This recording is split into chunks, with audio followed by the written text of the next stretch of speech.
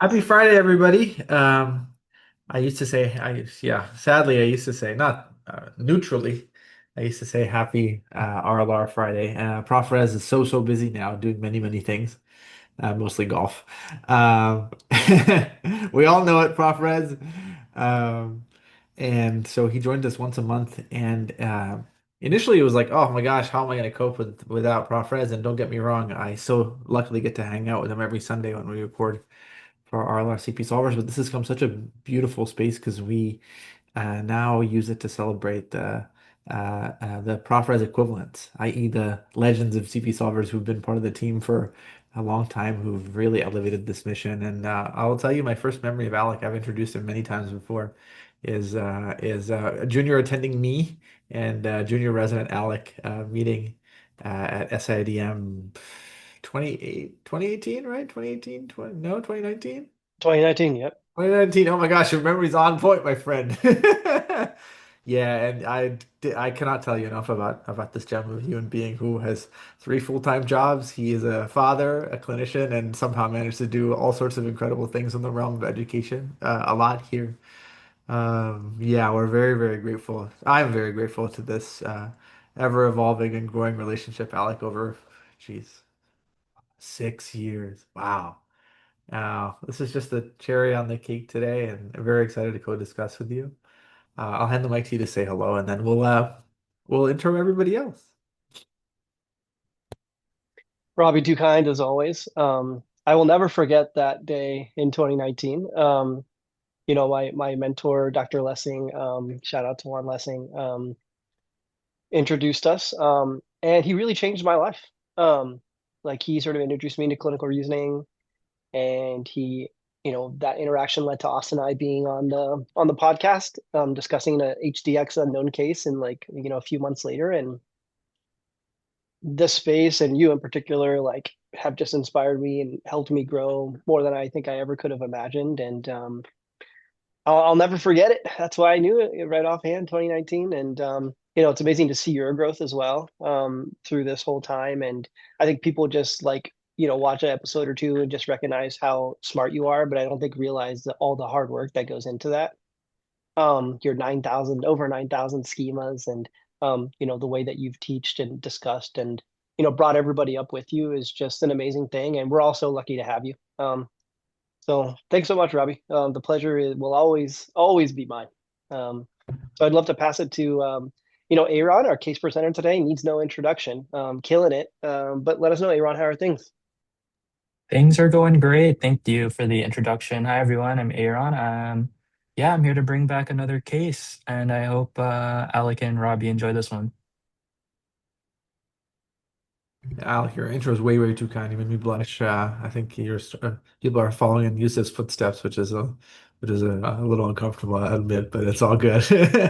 Um, Aaron, this is case number 7 for all of you not tracking. You should be, because I imagine we'll reach 70 at some point at this rate, which is really cool and a testament to what Aaron is doing. On scribing, we have the one and only Glenn. Mike to you, Glenn, to say hello. Hello everyone. My name is Glenn. So I'll be doing the scribing today. Excited for Aaron's case today. For me, nothing much. Still in medical school. Uh, And were you working today, Glenn, or did you have the day off? yeah, I just came from the hospital. I think came back three hours back. So nothing really, Nice. just work and coming back here. Is the clock behind you still incorrect? We can't see it today, or did they update it? Yeah, it's still incorrect. I'm still here to fix it. That's so I'm funny. still looking for free time to do it. Yeah. Amazing. And I completely missed this. I didn't realize Kritika was doing teaching points today. I was just catching up with the chat. So thank you, Kritika, for doing it. I just made you co-host, and I'll hand the mic to you. Hello everyone, I'm Kritika. Very excited for the case study. Amazing. All right, Aaron, let's rock and roll, my friend. All right, so to start off the case with a one-liner, this is a 10-year-old male coming in for abdominal pain. Uh-oh. You want to kick us off? Okay, and just to clarify, Aaron, you said 10 years old. Correct, Okay. it is a child.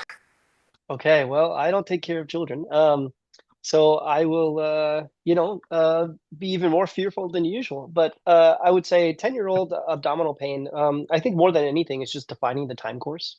Is this hyperacute? Is this acute? Is this more subacute to chronic?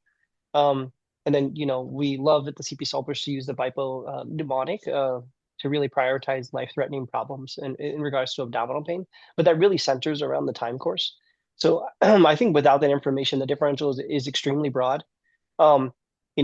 My kids are younger than 10, but when they have abdominal pain, it's usually because they haven't pooped. So it could just be something as simple as that, or I think I remember that Gurpreet discussed a prior case of I think abdominal pain on the main podcast, and how in adults we worry a lot about chest pain, whereas in kids chest pain is typically benign, but abdominal pain in adults typically benign, but in kids is usually something more sinister. And so I think the chief complaint definitely raises my eyebrows, but I think I'd be focused more on the time course and sort of any other associated symptoms, and sort of diving into a deep schema from there, recognizing that I'd be calling my pediatric colleagues for a lot of assistance since it's not my wheelhouse. Now, where I work, I do sometimes take care of young teens just because we don't have a dedicated pediatric service. I've never taken care of a 10-year-old though. So yeah, I think without diving into too much otherwise, without a better sort of additional qualifiers to the problem, particularly the time course, I just kind of keep it there. But Robbie, I'd love to know how you're reflecting on that. Yeah, no, I'm right there with you. I think it reflects a more overt and obvious example of a very common theme, which is like you're operating a little bit with a knowledge gap. And I think the main knowledge gap that we have is the base rate of diseases and their explanations in people who are 10 years old. I'm short of that. I think what we're going to do is just delete the age and solve abdominal pain agnostic to that piece of information. But it goes to show you how difficult it becomes. It's almost like you're agnostic to the time course or agnostic to some piece of crucial information. So my reflection is it's incredible how powerful age is, because age significantly influences the base rate of disease. And so I think we're going to operate with that being significantly limited. But it'll be an interesting journey to see how much progress we can make not knowing that piece of information. And I think phase one of this journey is to understand the where. A patient is giving us a hint as to where the problem is. It's somewhere in their abdomen. And the question is what part of their abdomen and what specific issues involved. And after we figure out the where and localize the lesion, um, we'll be able to make some progress, but again, it'll be a little bit limited by not knowing the base rate in a 10-year-old. So eager to go on this journey with you. It'll definitely be malpractice in real life, but thankfully we're we're immune to that in this space. All right, Aaron, Mike to you. All right, so I'll give you guys some HPI. So one day prior to his presentation, the patient noted onset of generalized abdominal pain that was worse in the periumbilical area. And the pain was initially dull, non-radiating, and worse with movement, rated at 6 out of 10 in severity. And this was also associated with low-grade fevers, decreased appetite, and multiple episodes of non-bloody, non-bilious vomiting. The patient sought consult at a local clinic and was given unrecalled medications, which didn't help much. And I'll stop there. You want to go back and forth? What are you feeling today? Up to you, my friend. Whatever you would like. All right, let's just dance. Yeah, I think that I was just keeping track and probably narrating the associated features, Alec. I think we learned just to narrate them out loud. We learned this is fairly acute. We heard the word generalized and then got a hint that actually it might have been more periumbilical and then generalized. But it's also not uncommon for people to report generalized pain when they mean right in the middle. And so I think the exam will help us figure out, like, is he really tender everywhere, or is it actually kind of in the middle of his belly? And that's the focus of the presentation, with a sense that it might be everywhere because it's so centrally located. We learned two other interesting features. The first is that it is positional, and I find positional abdominal pain to be very, very intriguing because it implies a disease at the surface. And I think whenever you can move and reproduce or worsen pain, it tells us that the things that are moving the most, i.e., at the tip of at the edge of the at the sort of edges of the body, skin, muscles, bones. I think it's really, really important to remember that that let me just finish narrating the list. And so, um, acute, diffuse versus middle, positional, and then inflammatory. And then maybe I'll just focus on the positional nature and then see what progress you can make by incorporating the other features. I think the positional nature is very, very interesting. And as I was erratically alluding to, really helps, I think, pin the disease to the surface. And I would say pin with a very soft, gentle, and mobile pin because it is always a reassuring thing the further and further from the core of the body an entity is, and always a reassuring thing in general for something to be located at the surface. So whenever you're using a characteristic feature, especially early on in the case when the case hasn't coalesced, to reassure you, you should always do so with caution. And so that caution for positionality applies in any scenario, but there's another layer of caution too, which is the inside of the outside. And let me explain to you by giving you a much more common example in older adults. In fact, a patient I took care of yesterday with pleuritic chest pain. Now, pleuritic chest pain is actually a positional, in a sense, a positional pain. It is saying that when the lungs and the chest wall move relative to each other, it hurts. And as was true for this patient, it turned out because he had a rib fracture from trauma. But we all know that pleuritic chest pain can represent a pulmonary embolism, a disease from the inside. And it's a reminder that the inside lining of the outsides of our body, the pleura and the pericardium, can actually be positional. And that is literally true for pericarditis. When you move, you can have that pain be more prominent. So I think if you just focus on positional, in vast majority of patients, you've localized the disease to the surface. But as you do so with caution because it tends to reduce the amplitude of concern, and doing so early is tricky. But it may not reduce the amplitude of concern at all because it may imply irritation of the inside of the outside, i.e. the serosal layer. And so here you wonder, is this evidence of peritonitis in this 10-year-old? And that, of course, is a hypothesis with a lot of concern. So that's where I'm at with that element. I'm curious what thoughts you have on that, of course, Alec, and any other progress you've made. No, I love that, Robbie. So I think especially in younger patients that we sort of assume they don't have a rich background. And I guess by base rate that's probably true, but certainly there are kids that can have congenital things that have led to longstanding effects. So it'll be interesting to layer that in as well. But prioritizing like a positional pain, sort of definitely could think about something more benign, like acne, or I don't know how common that is in kids, but just something more muscular or superficial.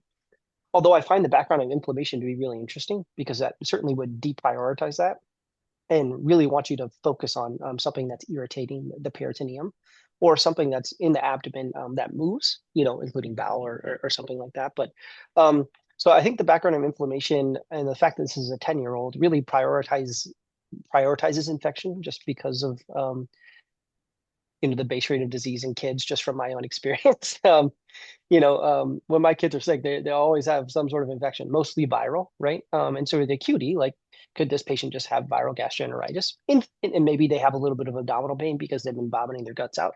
I guess it could be possible, right? But the positionality of the fact that it seems to be worsening is certainly peculiar. And most kids, like, after a day or two, they feel better, but they seems to feel bad enough that they want it to come in. So that's sort of raising my eyebrows there as well. And pain that starts in the umbilical region and sort of potentially radiates in the future definitely evokes the idea of maybe the appendix being involved. But I think anything could still be on the table here, certainly.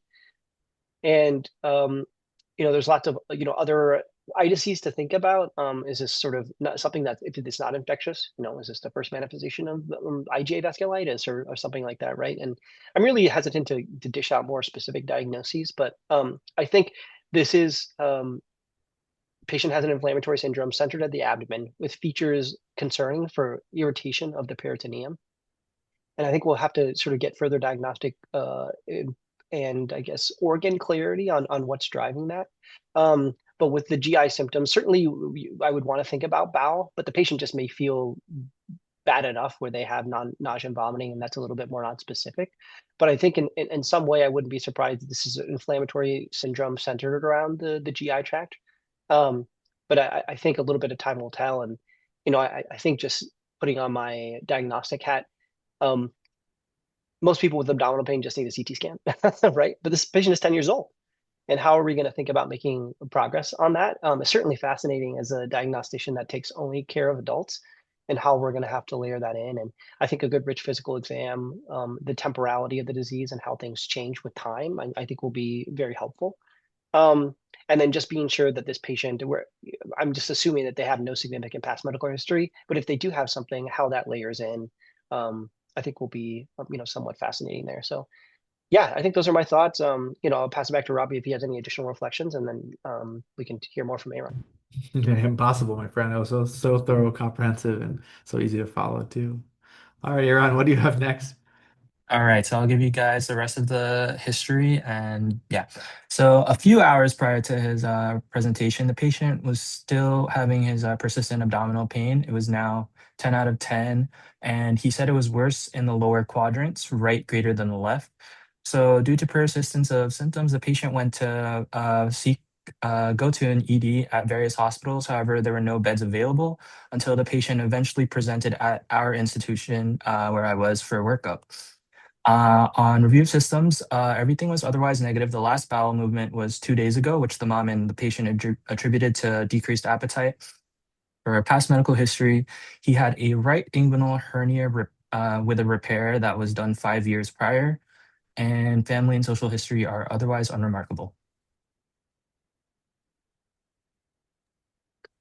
Okay, excellent. So thanks so much for that additional information, Aaron. I think the acuity and the progression of the syndrome is really concerning. This patient sounds like he was a totally normal kid, and then a day ago, significant abdominal pain that has only worsened. It hasn't been intermittent, and has had ongoing sort of PO intolerance, nausea, vomiting, now to the point where the pain hurts and has become more diffuse, particularly more so on the right side.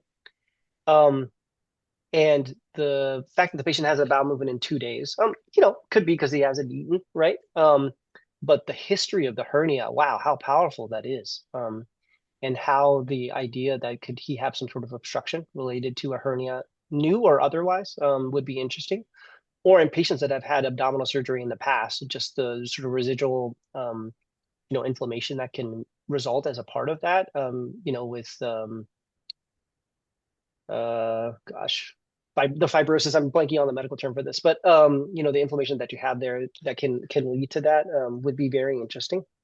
So I think more than anything, the background here really prioritizes something in the GI tract even further, and then the fact that the syndrome is progressing, makes me think that, whatever is driving it is continuing. So like, is the bowel getting more ischemic, or is did they have an itis of something, colitis, appendicitis, and now there's an abscess or a perforation or something like this. But the idea, at least in an adult, of nausea, vomiting, abdominal pain, and now no bowel movements, certainly would think about an obstruction. But the ongoing inflammation as well makes me think that there's now a consequence of that. But what came first, the obstruction, then inflammation, or the inflammation, then obstruction, is sort of an interesting thing that we'll have to figure out. But beyond that, I don't know if I have a lot of other things to say beyond I'm worried about the patient, and how we're going to make diagnostic progress is interesting. Yeah, I think those are my thoughts, Robbie. Yeah, I got absolutely nothing to add. I think I'm worried, just like you are, about the tempo of this disease. I'm struggling to make diagnostic progress because we don't know where the disease is yet. We have a rough idea that it's somewhere in the belly. In adults, we know that that can be erratic and incorrect with diseases from the chest or the pelvis referring to the belly. And gosh, I think this sitting here in the tension goes to show you that once you figure out where this issue is and you localize it to the appendix or to the peritoneum, you can make a lot of progress. And so I think the one thing that is fundamentally clear about this case is you need to know ASAP where this disease is before, and you really can't let things percolate for longer given the slope of this illness. So. Aaron, I imagine we're going to know soon where this disease is, at least in the next 40 minutes. Mike, to you, my friend. All right, so for the next part is just the physical exam. So for vitals, blood pressure was 116 over 80, heart rate was 135, respiratory rate was 24, febrile to 38.1, a satting okay 99% on room air. The patient was awake but uncomfortable secondary to pain, slightly dry lips and oral mucosa. The heart and lungs were normal, pulses were normal. And then for the abdominal exam, the patient had a non-distended abdomen with direct tenderness in all quadrants, with rebound tenderness and guarding and positive Robsing sign. So I'll stop there. You stopped earlier than I thought you would because I'm Googling what is a normal heart rate in a 10-year-old? Let's find out. Da, da, da, da, da. Is high. 60 to 100. Wow, that's normal. Wow. Let's see how little I know. Okay, so this is very high. Yeah, so just to keep sort of updating what we know, we've confirmed actually both features of the disease at our history, which is rare in adults. Maybe kids are more linear in their history and exam, and we learned that there's an inflammatory component, and you've demonstrated that there is actually a diffuse nature to the abdomen. And actually, the third thing we've confirmed is that there's a positional component, and that positional component, unfortunately, seems to be the most ominous kind of positional component, with the exam that you're describing being classic for peritonitis. And so maybe I'll just call out the tension here and then see what diagnostic progress you can make, Alec, which is that even though we were making the argument that this is a disease on the inside of the patient, the truth is that our body is like a donut where the outside world is on the outer edge of the donut, but there's actually an internal hole as well, the stomach and the GI tract, the GYN tract, the GU tract. So things from the outside can also cause trouble by going through the inside. And what do I mean by that? So, the infectious gastroenteritis from a foodborne entity, that foodborne entity got inside your body by going through your stomach. Now, why is that frame important? Because it influences the base rate of intra-abdominal inflammation. Whenever you have intra-abdominal inflammation, it's much more common to have originated from the outside world and affecting the surface of the inside lining. There's so many words to say that if you just pick to the GI tract or the GU tract or the GYN tract, whenever a patient is febrile in either one of those spaces, it's often because the inside of those tract is inflamed by something, often an infection. And so if you're solving fever and abdominal pain, the most common cause of fever and abdominal pain is some sort of GI itis. It can be a pelvic itis or a kidney itis, but whenever it's sort of in the core abdomen, it's things like cholecystitis, again from the outside, or cholangitis, or diverticulitis or appendicitis. And so in those instances, you expect a patient to have fever and focal abdominal pain because all those things are focal structures. So the question to do here is, this is a diffuse peritonitis.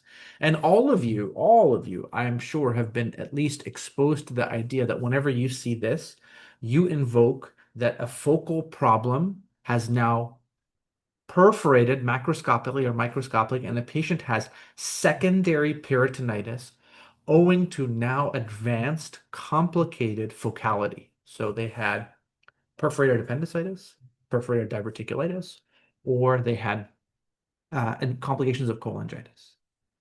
And so that's the default hypothesis. Is that the default hypothesis in a 10-year-old? I'm not sure.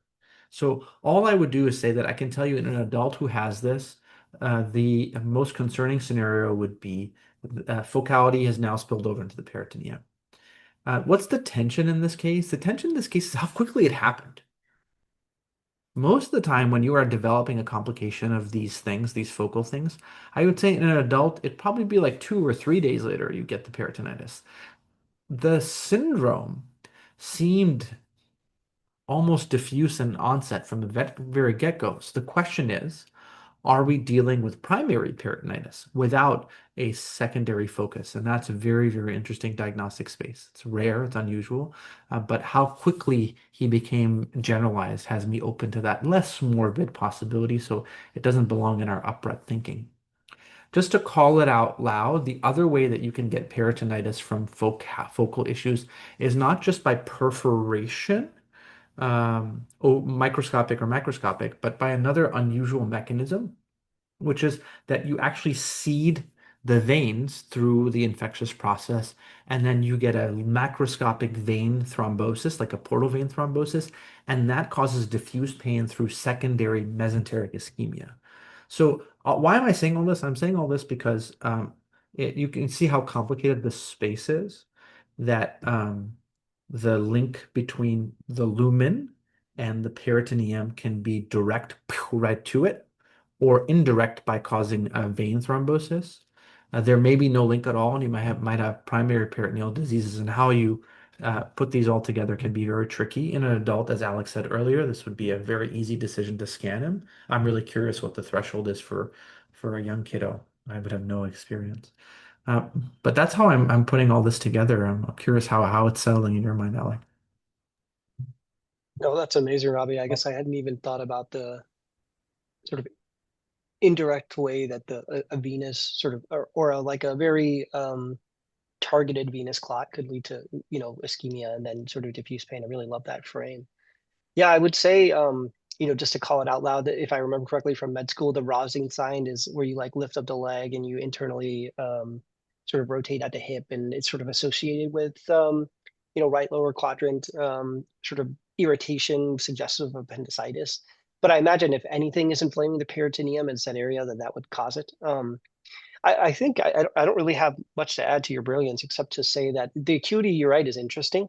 Um, and it seems like, perhaps, why it developed so quickly is perhaps he has some underlying vulnerability. So he had a hernia repair on the right side. So I don't know if that is potentially implicated or true and unrelated.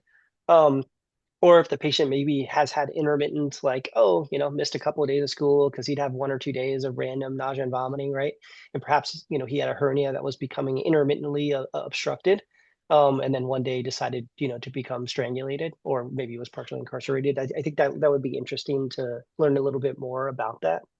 Or your thought about sort of, most GI diseases, like the outside is causing problems inside. And in kids in particular, and I don't really remember what age, but if they get some sort of GI infection, virus or otherwise, if they get inflammation in the lymph nodes, and then they have a transition point basically and develop into intussusception, could the patient have developed that in a targeted area, and then got relative ischemia, and then got secondary perforation or something from there? Would be the only other thought I had. But for me, it's just like this. If this patient was 18 years old, right, or 16 years old, like they needed a CT scan, a day ago, right? But for a 10-year-old, I'm not so sure. And my kids aren't old enough to say I have experience with that, fortunately. But I would say, to me, like, usually the alternative, just to push myself a little bit diagnostically, is an ultrasound. But I guess I would say that I'm not sure that an ultrasound is really going to give me much further diagnostic clarity, except to say is if you stick the probe on there and you see something that's suggestive of perforation, if you find a bunch of air A lines or of something suggestive of air, that the threshold for a diagnostic laparoscopy has already been reached, so perhaps you would bypass it. But the patient is very systemically ill, right? Heart rate's 135, they're febrile, right? Tachypnic, seemingly they're compensating at this point, but we have times for early intervention. And I guess not being a non-surgeon, like, is the exam with sort of overt peritonitis concerning enough? We've already passed go, we're already just going to go to the OR. But understanding as a parent, sort of my threshold to do a surgery would also, that would be a concerning thing. So yeah, I'm sort of more curious to say, like, I know I would handle this as an adult, but as a kid, it's sort of very diagnostically challenging for me. But yeah, I'd love to learn more, Aaron. Great discussion so far. So I'm going to give you the labs. So for the CBC, the WBC count was 37K. Hemoglobin was 12, platelets were 495, and there was a neutrophils were 66, lymphocytes 28. For the chemistries, creatinine was 0.71, sodium was 129, potassium was 4.2, chloride 98, ionized calcium was 1.11, ionized magnesium was 0.61. They also got PT and INR, which were normal. PTT was normal as well. UA was just dark yellow with 2+ ketones, 1+ blood, 1 RBC and 6 WBCs. Chest X-ray showed a minimal subsegmental atelectasis at the left lower lobe, and then they also got an abdominal X-ray. So the findings were that the intestinal gas pattern was non-specific and non-obstructive, with gas-filled, slightly distended small bowel loops in the mid-abdomen. There are also gas-filled but non-dilated colonic loops with minimal fecal materials, and there were no definite air fluid levels seen. So the impression here was just mild fecal stasis with focal ileus. And I'll stop here. Okay.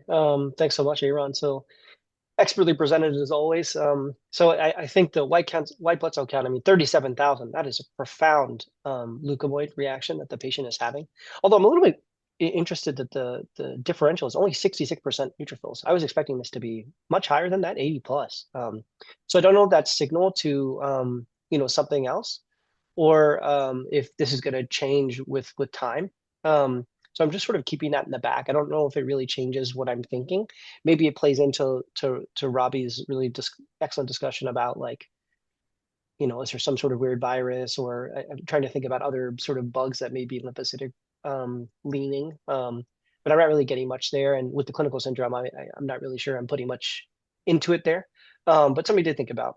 The sodium, I think, is likely a reflection of the severity of the illness. Plus, the patient hasn't been eating and drinking, and a creatinine of 0.71 for a 10-year-old seems high to me. I don't know what what his baseline is, but I would imagine that there's some form of volume depletion here. And I don't think I've ever seen an ionized magnesium, so I don't know if that's normal or not. But I'll be sure to look that up later. But I'm not really taking much on that. The chest X-ray, just to think about referred pathology. I'm sort of glad we've done that, but I'm not really seeing much there. And then the urinalysis, I think, is just interesting in its own way, just because of the WBCs. And I think some may find that as like, oh, the patient may have a urinary tract infection that explains some of the symptoms. But the way that I like to think about these patients is that the bladder is just an innocent bystander. And anything that is causing irritation inside or outside the bladder can lead to inflammation, which brings along white cells. So I think the pyuria is just a consequence of whatever devastating process is going on in the abdomen. So I just maybe more a reminder to say that I don't think the GU tract is the center of gravity at this point, and to recognize that there can be pyuria, from secondary processes in the abdomen. And then the abdominal X-ray, yeah, I would love to know the positioning of the patient. Was the patient upright or not? Would we have had the opportunity to see free air on the diaphragm with sort of the severity of the exam and the signs of peritonitis? But the fact that there is dilatation and stasis with the acuity of the syndrome doesn't really change what I would like to do. And the X-ray, abdominal X-rays, just in general for adults, just have terrible specificity and sensitivity, especially for processes like this. Really, inflammation in general of the abdomen, like unless you have like a massive volvulus or overt obstruction, it's really not going to give you much clarity on what is going on, but also what is driving it. So I don't think things have changed, and the patient already has been irradiated multiple times. So I imagine a CT scan at this point um, would be not only like therapeutically and diagnostically indicated, right? Just to manage like how we would do this, and I wouldn't really be worried about the X-ray exposure at this point if this was my kid personally. Um, but yeah, beyond that, I think the labs are just reflective of the severity of the syndrome. And I think getting further diagnostic clarity is urgent at this point. And I think the CT scan is going to be the best way to do that, unless, again, that the surgeons have been called to evaluate this patient, which based off the exam, I probably would have done anyways. And if they feel strongly that, they know what's going on, that would be something to think about. But I think those are my initial reflections, Rabih. I'd love to hear how you're processing this new information. I think I'm right there aligned with you, and I love the illustration of what is possible, but also the reality that we struggle with this in adults too, where there are unnecessary barriers that stop us from getting the key diagnostic test, a CT scan. And to me, I feel like in sinister and serious abdominal pain, not having the CT scan almost feels like not having an EKG when somebody has sinister chest pain. It really, really is such a key to unlocking the abdomen. And so in adults, I don't spend much time hemming and hawing. All I do is be like, do I need an answer today for this person? with abdominal pain? And if the answer is yes, I just get it, no matter what. And so all I really try to sharpen and fine tune is making sure that I am correct in saying, do I need an answer today, yes or no? And over uh, years now have grown at making sure that I answer that question better and better and better. And like you just said, I think for me that answer has been definitively that question is definitively answered in this situation. There's no systemic disease to help you figure it out. So what are you left with? So I too would cross that threshold. Alrighty, Aaron, Mike to you. Very, very intriguing. All right, so I have two aliquots left. So this next one, I'm going to give you the CT that we got, and then the last aliquot will give the diagnosis. So this patient did get a CT abdomen and pelvis. So for the findings, the appendix was not clearly delineated. There was a bowel gas pattern that was non-specific and non-obstructive, with some small bowels that were distended with fluid and some with air. There was bowel wall thickening that was seen anteriorly, and the rest of the GI tract showed no discrete mass lesions. There was also minimal to moderate amount of fluid in the perihepatic, perisplenic, paracolic, and pelvic regions. The mesentery is hazy with fat stranding, and there is no definite pneumoperitoneum identified. So for the impression of this CT scan, the just said that the appendix is non-delineated. However, there is mesenteric haziness with minimal to moderate ascites and small bowel distension, with probable wall thickening, which are non-specific but may suggest peritonitis and or enteritis. And there is no discrete mass or enlarged lymph nodes. So I'll leave you with that. I'm so intrigued. Yeah, I think if we go back to what we know that the patient clinically has peritonitis, and we're finding that finding reinforcement of that. So if I step back and say like what piece of information do I find most helpful is the patient has fluid in his belly. And where does fluid in the belly come from? It comes commonly from one of two places. The first is the portal vein in patients with cirrhosis, where they leak transudates from their portal vein. The second is the peritoneum. And the peritoneum in adults is often a source of metastatic malignancy or tuberculosis. And so peritoneum leaks fluid into the belly. And so I'm intrigued by this here because I don't really see any reason why the patient would have portal hypertension and leak through it through that way. And so I'm starting to wonder, wait, does this person have primary peritonitis of some kind? Um, the alternate hypothesis starts to invoke rare possibilities where actually the hollow organs in the belly serve as the source of fluid. And that's definitely true in premenopausal women. So, for example, just 2 weeks ago, I had a patient who had some pelvic pathology and bled into her peritoneum. So that can happen. You can also get GU pathology and urine leak into the belly when you rupture your bladder, for example. And then rarely there's some very interesting gastrointestinal diseases that allow leakage of fluid into the belly. And the one I've seen is angioedema. I had a patient with ACE-induced angioedema who had gut fluid leak into his belly. So I think we're anchored in that reality that the one thing we know for a fact is the fluid is in the belly, and the most common sources are the two P's, the peritoneum and the portal vein. I don't think the portal vein is involved. So I'm like, hey, is the peritoneum the source of the fluid? Or because there's changes in the GI tract, is the GI tract leaking this fluid for some reason or the other?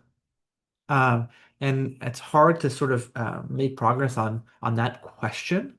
I'm really curious, Alec, what you think of uh, what you thought of the CT scan. We can talk more about the DX. No, I love that frame. I think just to clarify with Aaron, um, when you say that there was inflammation in these areas, like did they specify like was it specific parts of the colon or specific parts of the small bowel? Or was there any focality to it, or was the entire bowel just inflamed? And then was the large bowel like was the dilatation primarily in the small bowel or also in the large bowel, or was it collapsed at all? Or The only thing it says in the read is that the bowel wall thickening was kind of diffuse and was also seen anteriorly. And then about the colon, it didn't say anything, but yeah, about that. But it was more on the small bowel distension.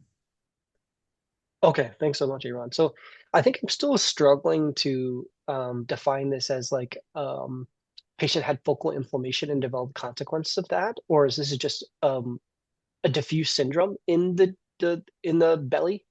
And I think that is sort of affecting sort of the way that I'm reasoning through the diagnosis as well. Um, so I guess trying to get further clarity on that, and then sort of thinking to myself is like, I would think in most people that have, at least in adults, right? If the patient had a white cell count of 37,000 and had like focal inflammation on the imaging, like we got to go in there, right? We know what's going on, and I'm sort of like, we know that the belly is inflamed, but it's just so we're not getting a clear, like, all right, they have appendicitis, or they have a clear obstruction and this is the transition point, right? um and so your idea of like a primary peritonitis is a very interesting one in a space that I'm like very unfamiliar with in kids.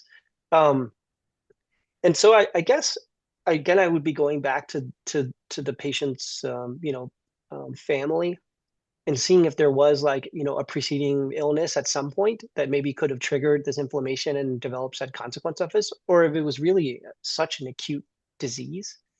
And then we could activate our sort of a hyperacute schema from there. But how are we going to make diagnostic progress here is my question. And I think um I'm not sure that there would be another imaging modality besides like repeating the scan with time that perhaps could help us, or whether we're going to actually have to go in there and look and see. Um, and because based on the CT scan alone, it's not like I'd be like, oh, we need to biopsy this or we need to look at that. But with the acuity of the syndrome and the little bit of know about kids, I sort of would be having a hard time not prioritizing a bacterial syndrome in the abdomen. And although we're not seeing overt evidence of perforation, if it was a micro perforation, you may not see air. It's I would have to look at the sensitivity of the CT scan for that. It's pretty good, but I know nothing is perfect. Um, so yeah, I'm having a hard time really defining what the problem is. I just know the belly is inflamed, but I don't really know what. And I don't really know if it's focal or diffuse. And so I'd love to sort of dance with you here, Robbie, about how you're sort of addressing that and how you might move forward to try and get an answer. Yeah, I mean, I think yeah, I can only think of two things to make progress is to move forward with laparoscopy or to move backwards and ask the patient if he's had this history before.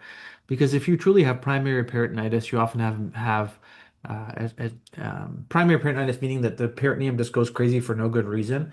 And it's almost like when the pleura or pericardium go crazy for no good reason, it's often a disease intrinsic to the peritoneum, and it's often autoimmune in nature or autoinflammatory in nature. So if you go back to this patient's past, and he tells you, "Hey, this has happened. This is the 10th time this has happened to me." And of course, when you have a febrile tachycardic kiddo with a white count of 37, you may not hold your breath and slow down and go back in the past. Or you go forward, and I think you go forward. The next available test to you is to literally look. Yeah, but I'm just going through like trying to make an educated guess with what I know, which is trying to answer the tension, where is this disease? The original question, right? Is this a GI luminal disease that's leaking into the belly, or this is a primary peritoneal disease? And because of the inflammation of the peritoneum, it's irritating the bowel from the outside. Um, and gosh, I just go back to the idea that we know he has peritonitis. We know clinically he has peritonitis because we feel his belly. So I'm trying to imagine like his whole peritoneum's on fire, and there's fluid, and then their GI tract is also a little bit on fire. Um, if I'm assuming that the GI tract caused the peritonitis, then I would expect a little bit more overt GI consequences. Like, why is his GI tract intact? And also, Alec, here's the really cool thing. I've learned that the more and more fluid there is between the GI tract and the peritoneum, the less pain the patient has. And so we talk about this with pericarditis and tamponade, like those patients who have had so much pericarditis, now there's a whole lot of fluid between their visceral and parietal pericardium, so they don't hurt as much.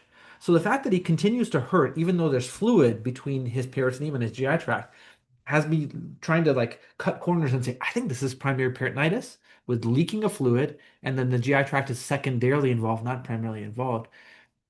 So I think that this case becomes really fascinating then because you're like his peritoneum is the source of this disease. And it's primary by definition because you're not seeing a portal of entry go to that direction, especially when you want to see one in proportion. You want to see one in proportion to his white count of 37,000. So like, hey, primary peritonitis. in kids, this is maybe an autoinflammatory space. And so that's why I would really, really want before I call not I'd probably call surgery, but before I would align with the surgical recommendation for XLAP, I would really, really want to get a very, very good history, not just of him and what he's experienced potentially, but of family members. He has siblings that have experienced the same thing. That might change our management in the moment. I also I also know that a lot of these primary serosal diseases sometimes can have subtle clues. So, for example, patients with familial Mediterranean fever often have a subtle cellulitic rash on their legs that, why would you bother look? So, I think redoing the exam, going back in time, if those don't leave you any obvious clues, then I think all you have left, I think, is to move forward with an XLAP. But the confidence I have increasingly after dwelling in this is where is the disease? I think it's a primary peritoneal one, not a GI one. Final thoughts to you though before we hear the reveal from Aaron. No, I totally agree. I just it's the lack of clear focality on the imaging and the sort of the acuity is interesting. I guess by base rate, a secondary would just be more common. And I wonder like how sensitive confident we're gonna be feeling in the exam, and the sort of the imaging plus that white count to like just sort of go to that. Um, and then the white count, we got the diff, we didn't get any like concern that the smear was like wildly abnormal, that the patient had blasts or anything, something to think about in a kid. And then also as a kid, um, like did he ingest something? Because I'm sort of like brought back to the toothpick NEJM that Gurpreet did, interestingly, because it could lead to really small things that the hole like is plugged up and you may not see the air. Um, and you would just get sort of secondary peritonitis for that may be a little bit more subtle. So really asking the family, did they eat anything strange? And like really taking a good look at the CT scan yourself and also with the radiologist just to be sure we're not missing anything there. Yeah. But no, I agree with you, Robbie. I'm still having a really hard time.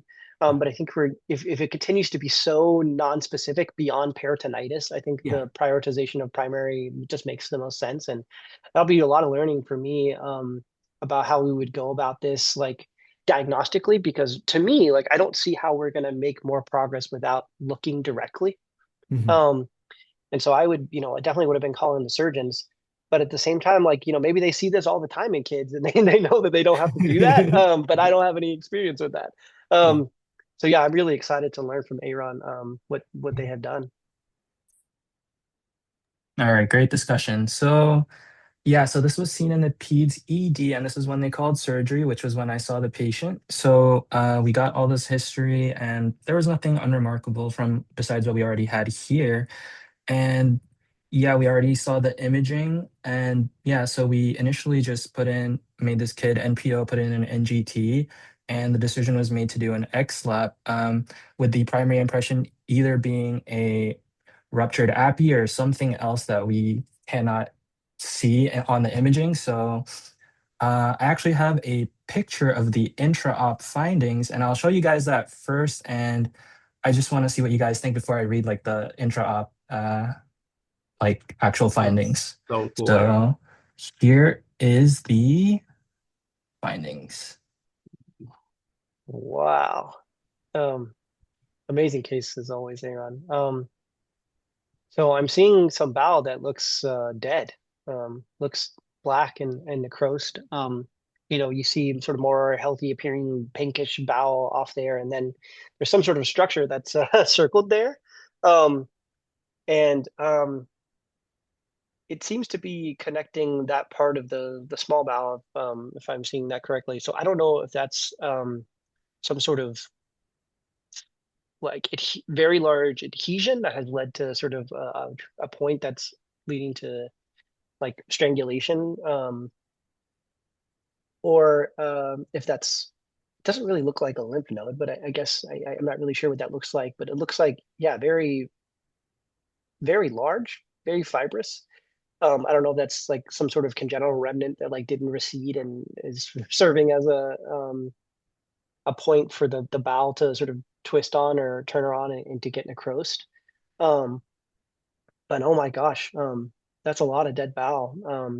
And I'm so glad that despite the lack of like clear focality that they were able to do that, because if this would have continued, like um, that would have fully ruptured even more. And it would be interesting to know in the op report, like, did they encounter frank pus when they went into the peritoneum and sort of what it looked like? And always so humbling.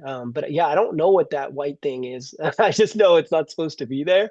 I don't know if that's like some momentum that's super inflamed or like or whatnot. But Robbie, help me out here. I can't help you out except to point out that the file says sorry, no spoilers in the document. Do you see that, Alec? Look at the title. That's a master case presenter who knows not to leave any hints anywhere except the circle around the band, which we appreciate, but I have no idea what it is. Take us home, Aaron. So curious to learn from this case. This is a really special one. Yeah, so the hold on, let me find the thing. So yeah, the patient, when they opened him up, they found peritoneal fluid, dark serosanguinous, approximately 300 mLs. And there was an ischemic segment of the distal ilium, approximately 300 centimeters from the ligament of Treitz up to the ileocecal valve, and the segment measured approximately 60 cm. And they noted a diverticulum from the necrotic segment that strangulated the mesentery of the involved bowel segment, while the rest of the bowel segments were noted to be viable. So the final operation that the patient underwent was an XLAP with a segmental bowel resection with a limited right hemicolectomy with a side-to-side stapled anastomosis. So they sent all that to histopath, and in the meantime, the patient was brought to the PICU after the OR, where the patient was initially doing well. They got more labs. The procal was really, really high at 85. CRP was 96, but over the patient had a lot of antibiotics, just trying to downtrend his WBCs, which were going down. However, on post-op day 3, the patient was noted with fever and persistent desaturation, so the patient was re-intubated with the consideration of ARDS due to him. And his fevers continued to spike and was noted to be hypotensive, requiring pressors. And the patient was also noted with, just deteriorating. They got increased. He had like an increased trope BNP, and there was even a consideration for a septic myocarditis.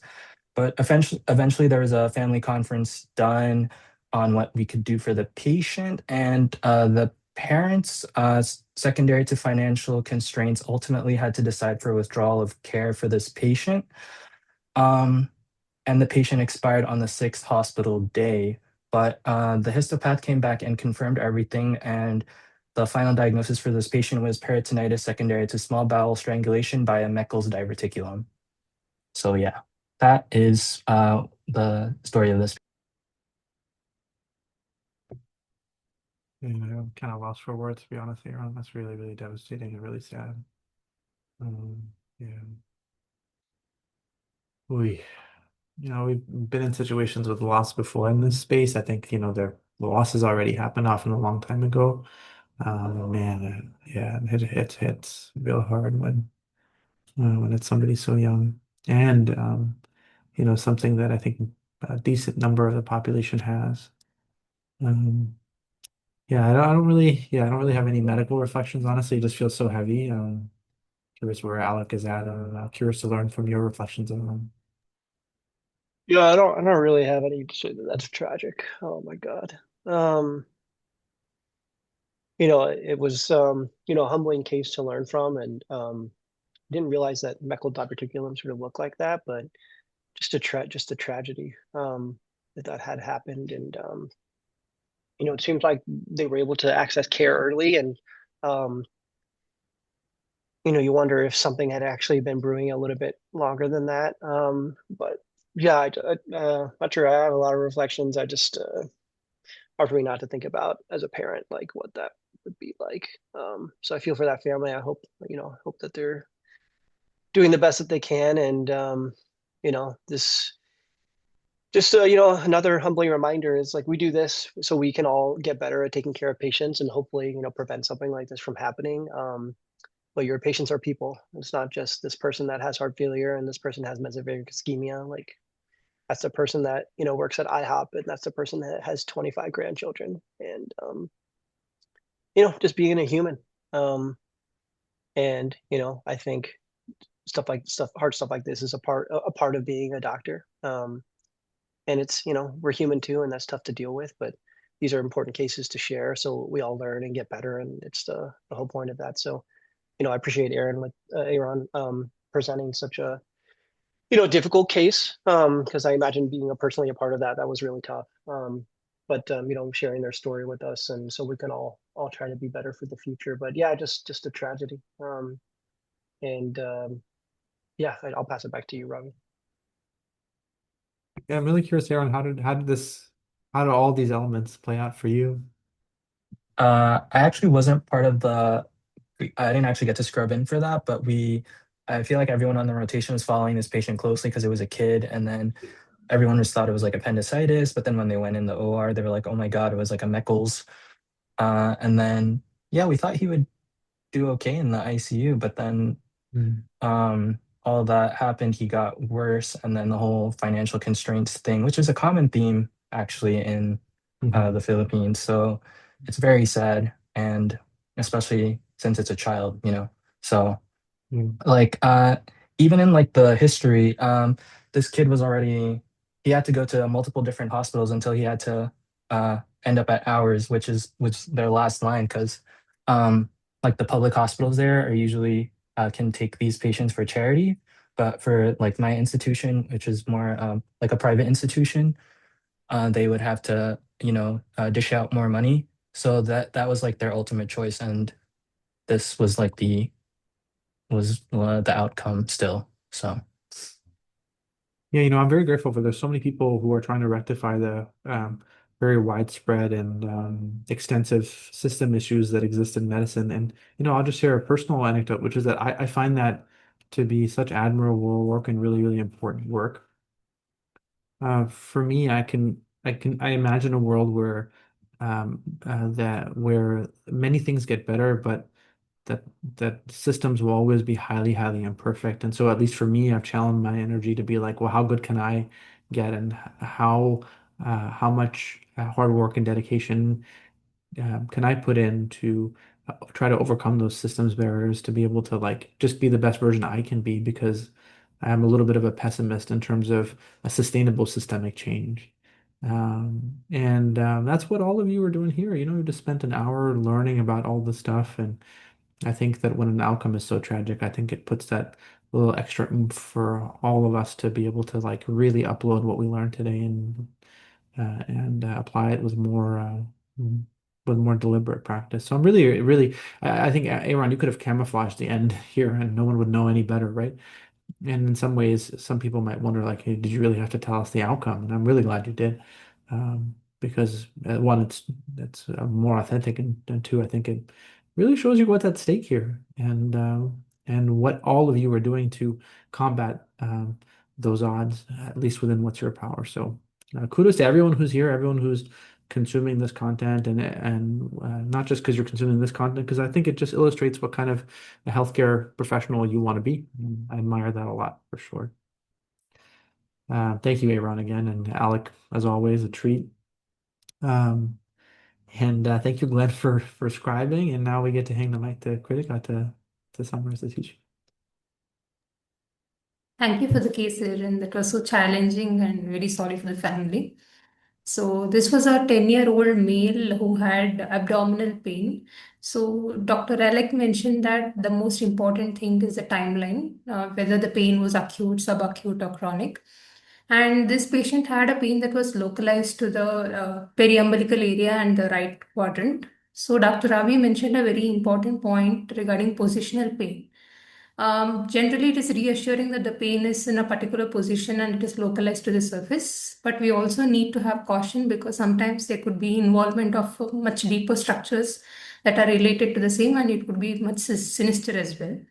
And the concept of primary peritonitis was emphasized here because we couldn't localize on a particular location. So that is very important because generally there is no underlying focus for it, and the patient might have some underlying autoimmune etiology and they might be having recurrent episodes. Or it could be a secondary peritonitis with a secondary cause, like which could be focal with micro or macro perforation, or it could also be due to a large vessel thrombosis, which causes mesenteric ischemia. And because patient also had a past history of surgery, so another diagnosis that was thought of was any fibrosis or strangulation secondary to the surgery or any infectious process. And we also saw that the fluid in abdomen could be due to two main causes, which is portal hypertension, or it could be due to a peritoneal inflammation causing the fluid collection. And very rare causes could be some genitourinary causes causing urine leak or angioedema secondary to AC inhibitor use. And yeah, that's about it. Thank you. Thanks, everyone. Thank you, Kritika.